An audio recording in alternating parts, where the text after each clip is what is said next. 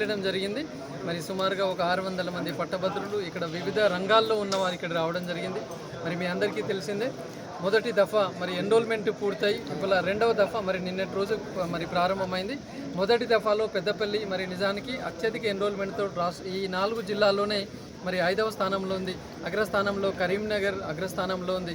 మరి పెద్దపల్లి ఇంత చిన్న జిల్లా అయినా కూడా సుమారుగా 28,000 ఎన్రోల్మెంట్ ఇక్కడ రావడము అంటే నిజానికి అది హర్షణీయం.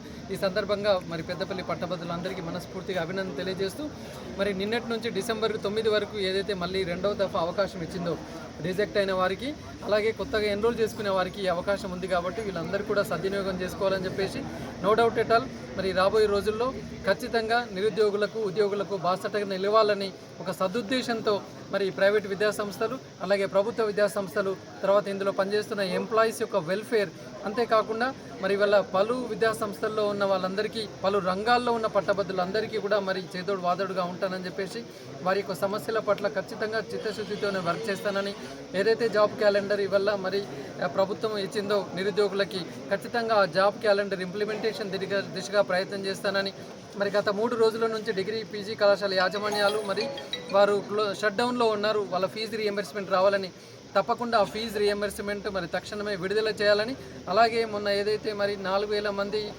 కాంట్రాక్ట్ వాళ్ళకి రెగ్యులర్ అయ్యి హైకోర్టు దాన్ని రద్దు చేసిందో దాని పట్ల కూడా మరి ప్రభుత్వం చొరవ తీసుకొని దాన్ని ఎలా మళ్ళీ మనం తీసుకోగలము అన్న దాని పట్ల కూడా శ్రద్ధ పెట్టాలని చెప్పేసి ఏది ఏమైనా రాబోయే రోజుల్లో మరి ఒక సదుద్దేశంతో వస్తుంది. నాకు కరీంనగర్ ఆదిలాబాద్ మెదక్ నిజామాబాద్ జిల్లా పట్టభద్రులు మరి వాళ్ళందరూ కూడా ముక్త కంఠంతో చెప్తున్నారు మాకు మరి నిరుద్యోగుల ఆశాజ్యోతి నరేందర్ రెడ్డి ఖచ్చితంగా గెలవాలని వారు ఎక్కడికి వెళ్ళినా మరి జ్యోతులు పలుకుతూ మరి వాళ్ళ హారతులు పలుకుతూ ముందుకొస్తున్నారు.